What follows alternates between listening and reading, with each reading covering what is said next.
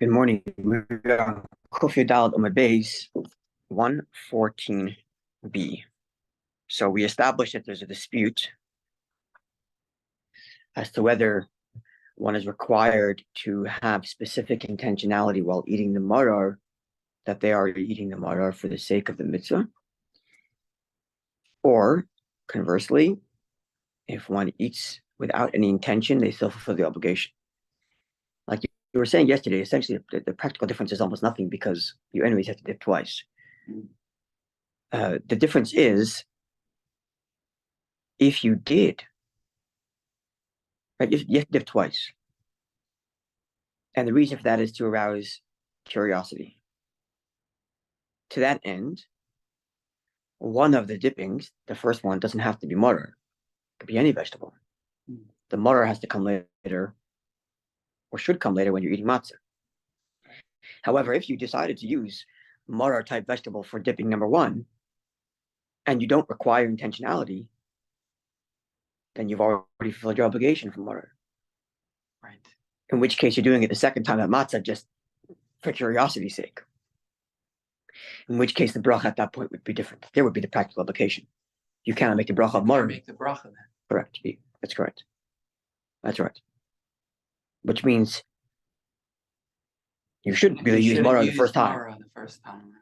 Which is why, in the view which says you don't require intentionality, the Mishnah which says you're using mutter chazeres at the first time, it's even if you use chazeres, and in so doing you technically fulfilled your obligation for mutter, you nonetheless should eat it a second time at the time of the matzah because that will raise curiosity. Eating fulfills the mitzvah, not the bracha. Correct. So correct. You could do that. So if that's right, if you could, you shouldn't use mutter the first time round because you shouldn't use mutter the first time. You should not use mutter the first time round because if you do that, you'll have fulfilled your obligation technically and fail to do it properly at the time of eating matzah with the bracha.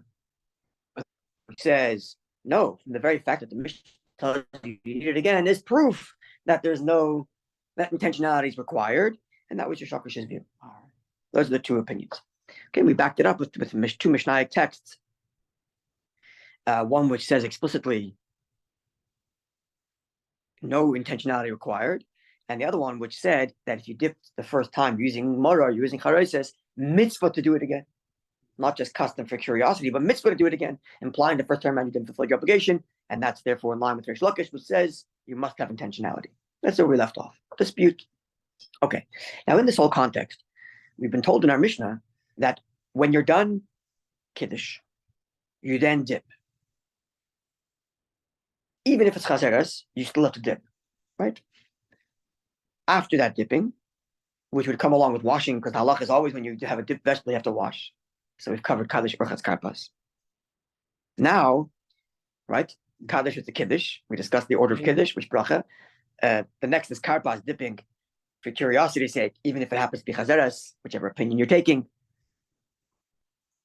As a prelude to the Gemara didn't tell us this, but the halacha is, the fact is, that as a prelude to dipping, you have to wash, so that we have Orchas Karpas. At this point, at this juncture, says the Mishnah, they bring before him two cooked items. Chazeres for the next time you're eating the mutter, and did it say matzah as well? And your charoises, your other dip, your mortar-looking dip. Mortar dip, yeah. Okay, apples. and then when there's a dispute, is that mortar dip a mitzvah or not a mitzvah? And if you're in temple times, at this juncture, you would bring the piece of meat from the Korban Pesach to be sitting in front of you. And presumably the point is that as you go through the Seder, you have this stuff in front of you, right? So theoretically, at least from the Mishnah, from the dry halach of the Mishnah, you don't have to have your Seder plate set before Kiddush. You have to have it set before Magid, right? And not even the matzah, right? We didn't say, oh yes, you do bring matzah. If you live on a matzah, you bring the matzah, right? You have to have when you bring the whole plate. Well, because you have to have lechamay, the poor man's bread, as you recite the Haggadah. Right, so at this point you're bringing your Seder plate basically. Yeah, right. But your Seder plate is minus karpas because you've already eaten your karpas just before. Yeah, right. Yeah. In other words, the requirement to have all these items in front of you is to properly fulfill the mitzvah versus telling the story. Right. So only when you're ready to retell the story when you have to bring them out. Right. Before then, you make kiddush, you're not retelling the story, you don't have to bring it out. And before then, you were eating this thing for curiosity's sake, the karpas, you don't have to bring it out yet. See, our custom is to do it before, but by the Rabbi Levi Mishnah, you don't have to do it before. Okay, I was gonna ask. They teaching optimal way to do it. In other words, I think that's the halacha. you shouldn't have it prior to reciting the Magid or. But you have to have it prior to the Magid. No, you have to for sure, but I was just wondering if the way it's being described is the optimal way to do it. Like you should Or the bare have it minimum. on your table. Or the bare minimum. Right. Should you have just what you need and then what you need at that bring what you Meaning, need? is the Mishnah undermining our customs, you're asking? I wouldn't want to say it like that. Right. but- Our custom has evolved from there. So which means we're fulfilling the Mishnah's requirement, which is the bare halacha plus. So we'll get to that in the Maybe it's better just so people wouldn't forget. okay, we'll see. We'll look at the I don't remember exactly, but we'll see that the Shulchan Aruch, we get to the Shulchan Aruch, we'll look at the Zagada, we'll see if we can get some insight. But yes, you're right, in the sense that from the dry halacha of the Mishnah, the kaida, the Seder plate is set after karpas. Could be And just prior to for reciting the story. teaching purposes too, to understand. Yeah. I wonder if there's still communities that do this. If you look at Rambam, maybe the halacha there, let's see what it is. Be interesting to see how Rambam describes it. I mean, I learned it, I just don't remember. Okay, so having said that, the Gemara is now going to discuss what exactly are those two vegetables. What are the two vegetables in front of you? Sorry, what are the two cooked items? Shnei tafshilin, two cooked items should be in front of you. What are those cooked items? So, therefore, would be about a third from the bottom of the page, between a third and a half.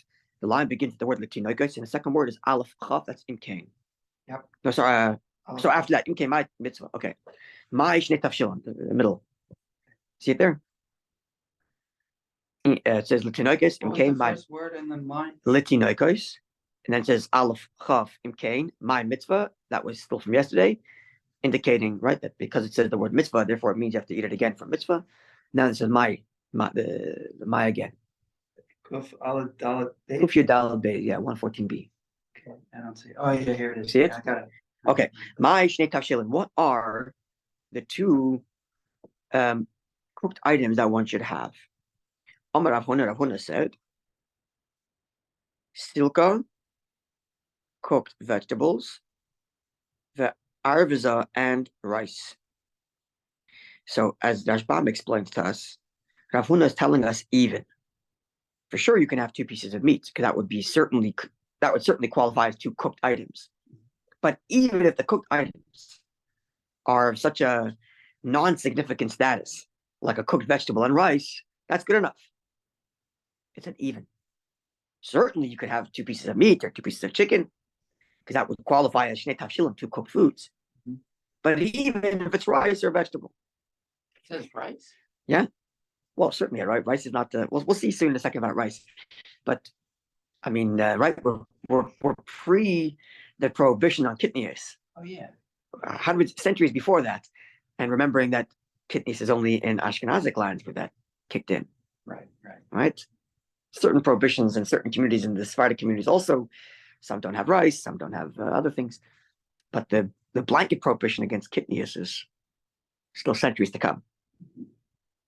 Okay, so Rav Huna therefore says, even if it's a lowly cooked vegetable, like a vegetable, a lowly cooked food, like vegetable and rice, it qualifies. Certainly, if you had meat, it would work. Now, here the Gemara says something interesting, which is a little bit of a Hasidic Gemara. Rava have a mahader asilka arviza. Rava would actually make a point of using cooked vegetable and rice, even though his teacher Rav Huna only said it as an even, meaning optimally get better ones. Or get meat. But so why did he go with that? Because Rav Huna said it that way, he wanted to do exactly how it was said. Even the context in which Rav Huna said it, this is not the only time the Gemara has this phrase, kiva the nafik. There's a few times the Gemara has this, where a student will do the way their teacher said it, even though the way their teacher said it was only to make a point about something. So, for example, this case, Rav Huna only meant it to make a point. He didn't mean rice or a certain vegetable. But because he said it that way, his student wanted to be so exacting in the way his teacher expressed it, that he would look out to get exactly those, the vegetable and the rice. Now, why do I say it's a Hasidic Gemara? Well, you kind of get the idea, this idea of the Rebbe said it a certain way, so a Chassid does it, even if the context, whatever. But specifically, actually, It sounded like, sorry. Yeah. It sounded like even meaning it's if you don't have the other things. Okay, so he didn't say it that way though. That's how we understand it. He didn't say the word even. We understand it's even. Exactly. He understood. He just said, "Oh, what do you need? Get vegetables and rice." The implication being it's even, but he didn't say it that way. Okay. And because he didn't say it that way, his student said, "I'm getting a vegetable and rice because that's what you said." So Rebbe would make a point of getting it, right? On a Hasidic level, it's like a hiskashus type thing. It's a connection type thing. He wants to keep his connection to his Rebbe, and his Rebbe said it that way. That's why he's going to do it, to be exact. And specifically, I'm thinking of this is the fact that Hasidim light their menorah in their home, indoors rather than at the window or outside. How about Hasidim? Why is that? Well, because the halacha is menorah is supposed to be outside. Right? Yeah. At the door. At a time of danger, where having an outdoor can invite negative consequence, bring it indoors. Well, even when you bring it indoors, if you can put it by the window, better put it there. That would still have caused the problem of danger. And there's another thing, which is if you're in an apartment, which is high, the window is higher than 20 amas from the ground, you wouldn't light it at the window, you'd light it inside. So the Chabad Rebbeim did that because of this. Like many Jews in that region would have lit the menorah indoors. And Chassidim can continue to do so. Why? Kivan the Nafik. Because this is the way our Rebbe said it, we keep on doing it that way. And it's built on this notion of the Gemara. It comes up a few times, this Gemara, where students would be particular to follow the way their teacher did it, even though the reason their teacher said it or the reason their teacher did it was a certain way because of a certain thing. Nonetheless, because the Rebbe did it that way, we have our connection to our Rebbe, who's our Torah leader. We follow that way, as we see in this Gemara. Even though Rava could have gotten the meat, which his teacher would have agreed theoretically is a better version, but because the way his teacher expressed it was rice and vegetables, he went to get rice and vegetables. Okay, Gemara continues. Amar Ravashi. Ravashi says, we're in a later generation now. Shmamina, we can derive from this fact that Rav Huna said rice and vegetables qualify as those cooked items. So we can learn from here that Rav Huna less the chayish laha that Rabbi Yochanan ben Nuri. Rav Huna is not concerned with the position of Rabbi Yochanan, son of Nuri. The Tanya, if we learned in the Mishnaic text, we're going back to the Mishnaic era. Rabbi Yochanan ben Nuri says, "Oida is min daganhu," that rice is a type of grain. Right, this is the big question. Is rice a grain or a legume? Does it qualify as a dagon? Right there, we have by halacha 5 types of dagon. Grain. Wheat, barley, spelt, oats, and rye. There we go. Thank you. Those are the 5. And if those are the 5, then what happens? Number 1, if any of those 5 were to be crushed, sit in water and rise, or sit in water long enough, I would be liable for excision for having eaten chametz. But likewise, one can fulfill his obligation with matzah. Right? The halacha is that matzah has to be made by that which can become chametz. Oh. Right? So only that which is a dagon, a grain, that's possible to become chametz is qualified to be matzah. Spelt matzah is very good. And very expensive. Yeah. It is very good and very expensive. So therefore, what are we saying? Therefore, Rabbi Yochanan ben Nuri says, hey, rice is a dagon, and therefore be liable for chametz, and therefore you can't use it. You may use it for matzah. Now, from the fact that Rav Huna said, hey, you can use rice and vegetables for your cooked food, implies quite clearly that he's not concerned with the fact that rice might be chametz. Okay. The Gemara continues. Chizkiya says, in answering the question as to what qualifies as the two cooked items, says afilu dog ubeitza, even a fish and an egg, sha'allah, that's on it. Meaning to say, the person cooked his fish and egg together. Apparently, they used to take their fish and I guess bake it in the egg, and it would look like one cooked item. But because it's two, it's fish and egg, Chizkiya is saying even that qualifies. In other words, these are all lowering the bar to make it easier and easier to fulfill the obligations. Right? I'm sorry, I just dropped my phone here. I apologize to those listening. Right, dropping the bar, making it lower and lower as to what qualifies. Yeah. So first we said, oh, even vegetables and rice. And now Chizkiya is saying, even if it's two cooked items that are cooked together, which appear like one cooked thing, this fish and eggs, still qualifies because it's still two, fish and eggs. Okay.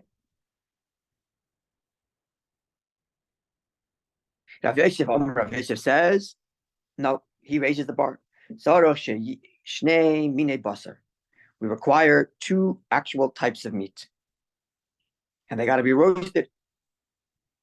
Sorry, Rashi says it. Rashbam says it based on Ibn Hananel. One should be roasted. Echad zechel Pesach. One corresponding to the Pesach offering, which would have been roasted. The echad and one zechel chagiga, to remember the chagiga offering, the festive offering, which would have been cooked. Right? We learned this on Shabbos. The difference between roasting and cooking in halacha. Roasting means it was cooked in with direct heat, with the air being heated, with nothing else between the heat and the source of heat and the cooked item. With radiant heat. Right, which means just in a pot with no liquid. And the other is where that would be baked actually if it was in a pot, but roasted would be direct contact with the heat, air, direct to heat, barbecue. And cooked means that the water was heated up and that cooked it, meaning in a pot. Yeah. So you have to have two pieces of meat, one to remember the Pesach and one to remember the Chagiga. If one to remember the Pesach and one to remember the Chagiga, then one has to be prepared as the Pesach offering would have been prepared, i.e. roasted, and one has to be prepared the way Chagiga would have been prepared, i.e. cooked in water. Yeah, I think this is Chizkiya's view. We know already we don't do any of these, so we'll have to get into that when we get to the Shulchan Aruch. We'll see what the story is with all of this. Yeah, what do you say? Oh, no, it's okay. After. Okay. Ravina says he's lowering the bar. Afilu garmo bishula, even a cooked piece of meat, together with its broth, together with its gravy, counts as two cooked items: the meat and the gravy. Another leniency. So some leniency, except for Chizkiya, is more stringent. We don't do any of these, as we'll obviously we qualify.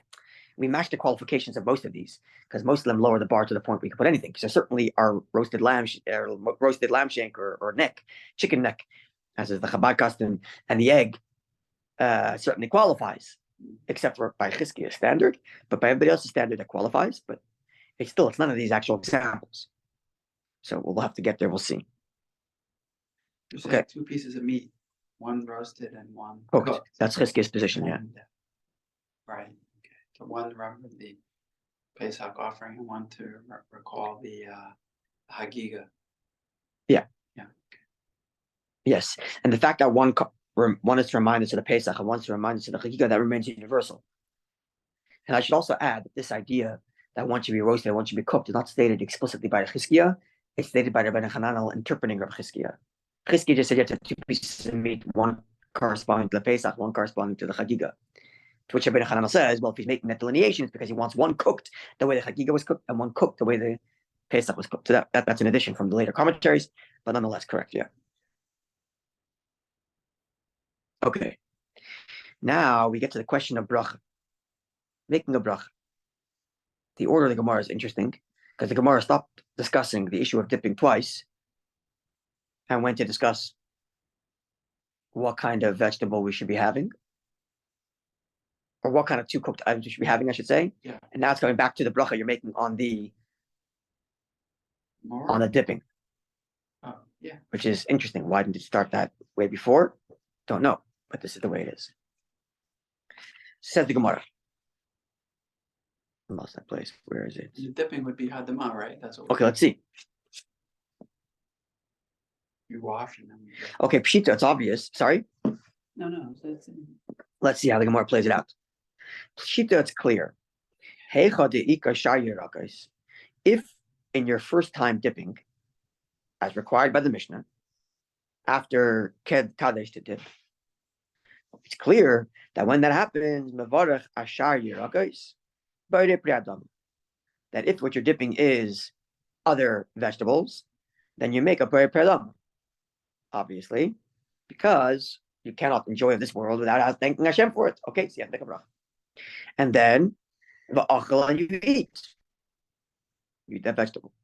And later, when you have the second one, which is the marar, mevarach al achilas marar, you make the bracha thanking Hashem for the eating of the marar, and you eat. That's clear, which is our custom. We make hadam on the karpas, potato, celery, onion, whatever you're doing, which is the other vegetable, to avoid the issue of maybe you fulfilled your mitzvah of marar already. And then, when it comes to marar time, after your matzah, you make al achilas marar. In fact, our Haggadahs tell us to have in mind when you dip the first time, to have in mind that this hadama is covering your marar later.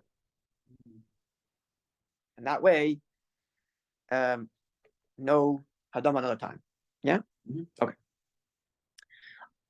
But now the question becomes, hey, chadaleka, if all you have is lettuce, and we learned already you have to dip twice. Yeah. So what do you do?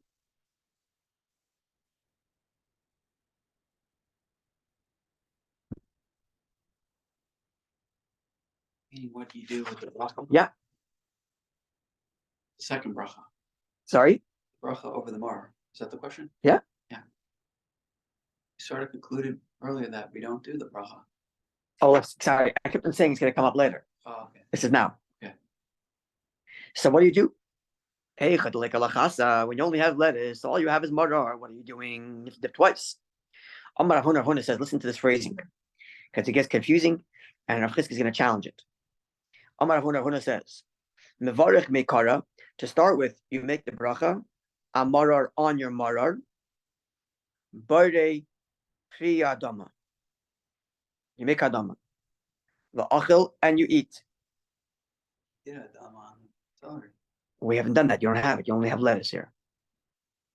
But you did have, you did have Dama on the mar.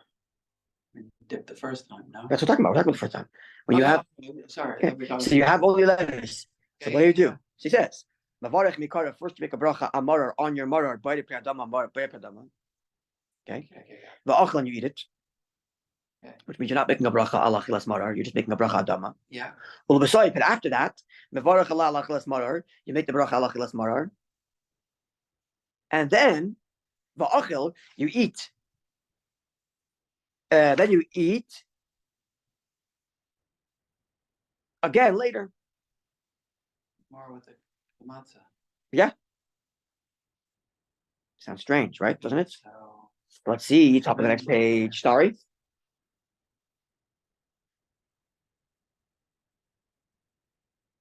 That's the opinion. Then you need intentionality, right? That's what it would seem like, but actually, the way it seems, as we'll see from a second from Rav Chizkiya's challenge, it seems like they're making adama, eating, making al chilas marar, and then later eating alone without any bracha at all, which is even stranger. Which is what he's about to ask. Let's see.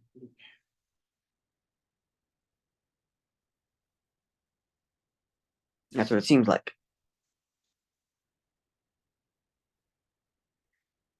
That's what it seems like, or even not.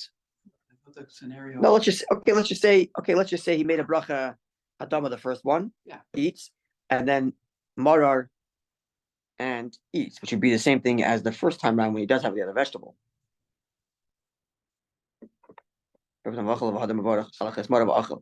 Here it's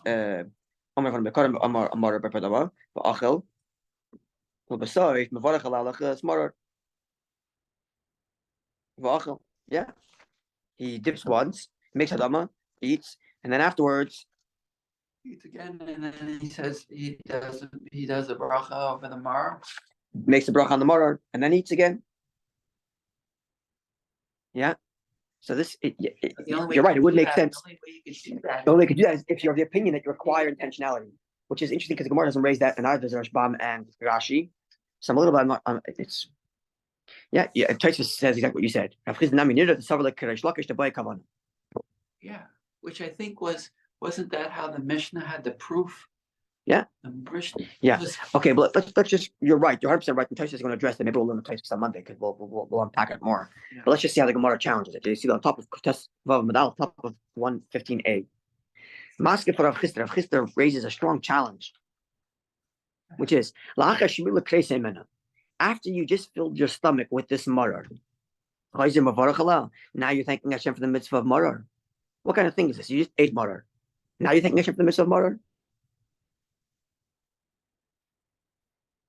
But you can only make that. You can only reply to this Gemara if you say, "Well, the first time was really only to arouse the children." That's what I'm saying. The Gemara does not interplay this conversation with the conversation before about whether you have to have intentionality or not.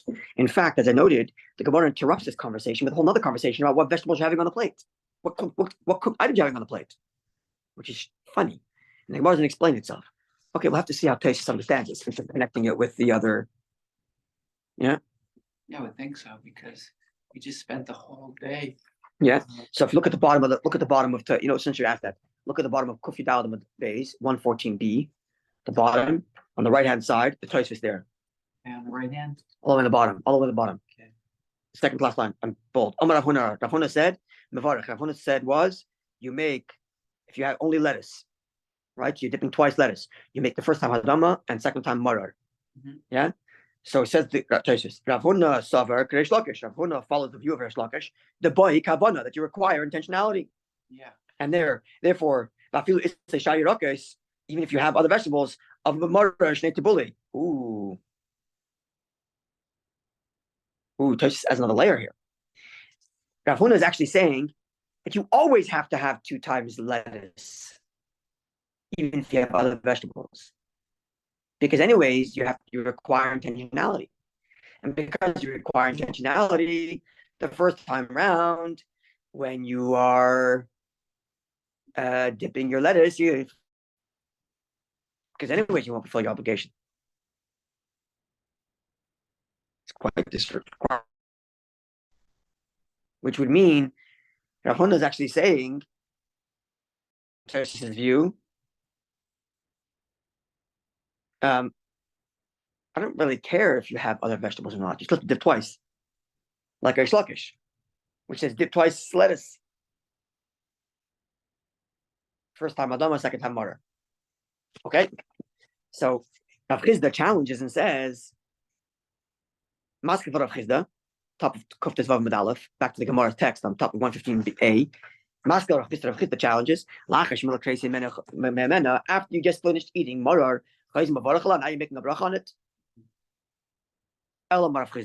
Therefore, Rav Chisda says, the first time around you eat it, you make hadama, and alachilas marar, and you eat it. Oh, and on the first one? Yes. Oh, because you're fulfilling your obligation now. So what would he be of the opinion? What would you assume? I would assume he's of the opinion that says you don't need intentionality, which is why your first time around you're going to be fulfilling your obligation anyway. Therefore, you might as well make the bracha now. That's what you would think right now. Tosfos is going to change that. That's what you would think, right? Well, besides, and the second time, achil you eat achilas chatza, the dipping of the lettuce, below bracha without a bracha, because you're just doing it for the sake of curiosity. So no bracha the second time. The maror. Oh, the second time, just doing it for curiosity. Yeah. Oh, which means if you're doing lettuce, yeah, then at this juncture, so because you're doing lettuce. And let's just assume Rav Chisda is going to change this. Let's assume Rav Chisda is of the view that you don't require intentionality. Now, if that's the case, then when you ate the first time, you will have fulfilled your obligation of maror.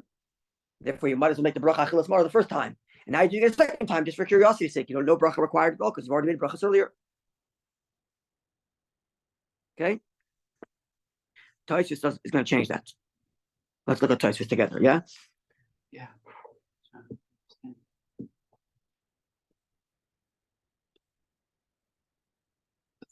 say that you might as well do it anyway, sounds like, well, yeah, there's really intentionality. That's what Taisa says.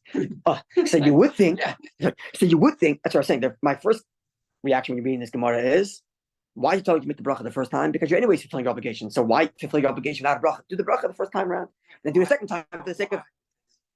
Here, I mean, you have a concern. So let's see Taisa, exactly.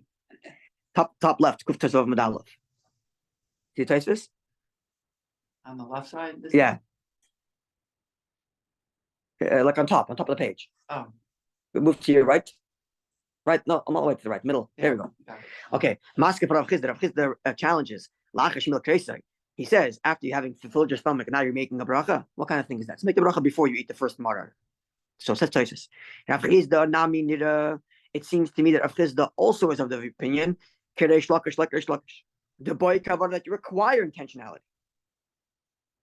So if you require intentionality, and the first time you're only doing it for the sake of dipping, why make the bracha al chilas maror then? You're not having any intentionality. Do it the second time. When you're doing it with matzah more properly. Afal PK, nonetheless, Savar de Ein Nochen, he still thinks it's inappropriate Levarat B'tipul Sheni to make the bracha on maror on the second dipping, because you've already filled your stomach with it. In other words, if Chizda is saying you're playing a game, like you're saying, you require intentionality. So what are you playing a game? You're eating maror now, not for maror, and eating again maror for maror. Don't do that. You just had a whole stomach full of maror, and now you're doing it again with intentionality. Just do it the first time like a mensch. But he still agrees with the principle of Rav Huna that you require intentionality. Why? What's his rationale? Let's read. If Rav Chisda was of the view that you don't require intentionality, and that's why he's telling you, make sure you do bracha first. He should have said outright. Now, why am I telling you to make a bracha? Because you fulfilled your obligation the first dipping. And he should have said straight up, if you make the bracha al achilas maror on the second one, how the bracha of would have been a wasted bracha. If you're of the view that you don't require intentionality, then once you did it the first time, whatever you were thinking makes no difference. You fulfilled your obligation for maror, and now the second time around, what's the reason why you shouldn't make a bracha the second time around? Not because you filled your stomach earlier, but because doing it now would be a wasted bracha.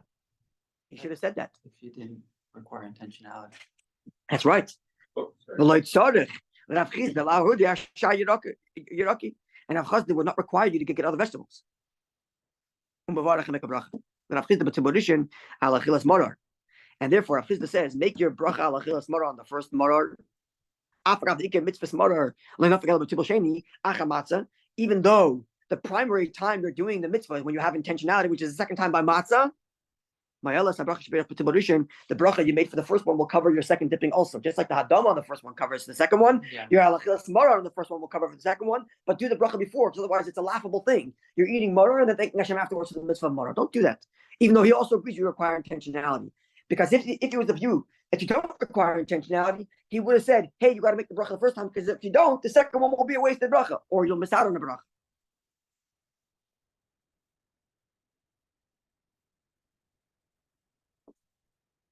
Okay, and he compares it. We'll leave it alone. Maybe we'll continue afterwards on Monday. We'll see. But he compares it to shofar.